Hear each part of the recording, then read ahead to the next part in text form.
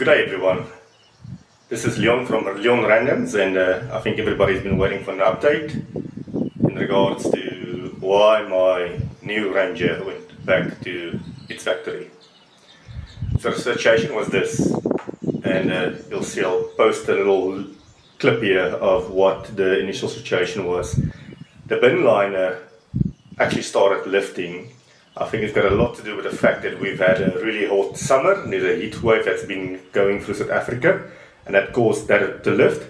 And also on the tailgate, there's a rubber there that also lifted. The video will be here. That was one of the gripes. The other gripe is, after having traveled about 1,000 kilometers with a bakkie from New, I developed two serious rattles.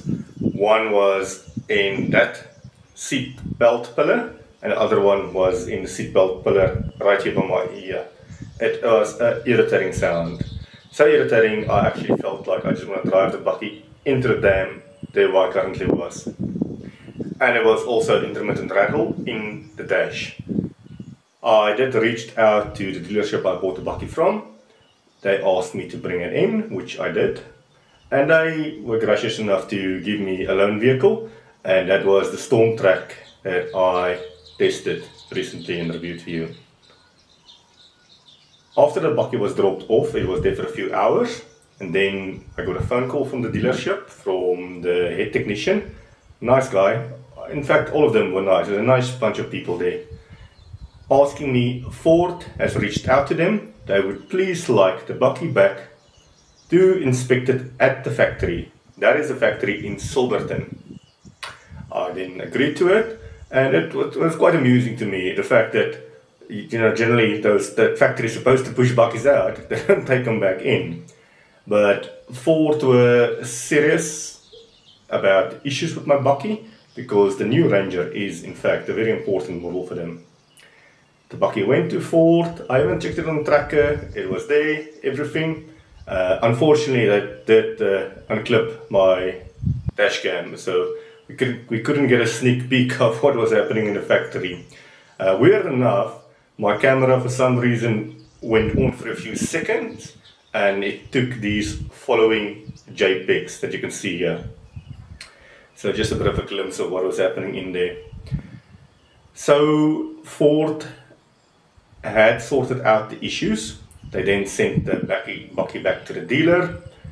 At the dealer, the technician drove it again, and there was still a bit of a rattle in the driver's door seatbelt pillar.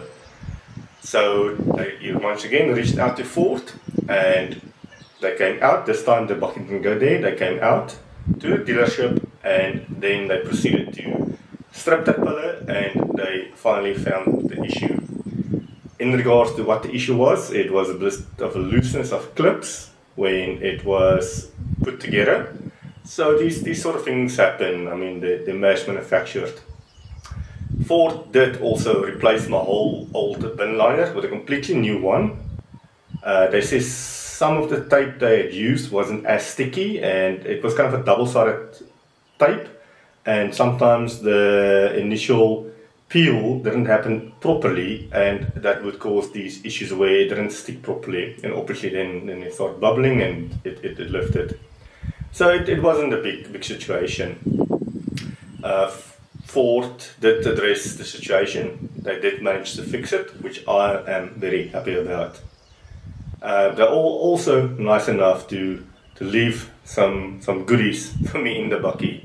So got myself a lekker new Ranger shirt, and there on the side it says Ford Silverton, and also a cap, and also a water bottle. But that wasn't only that. Ford were also gracious enough to fill my bakkie up with Eurospec diesel. Why Eurospec diesel?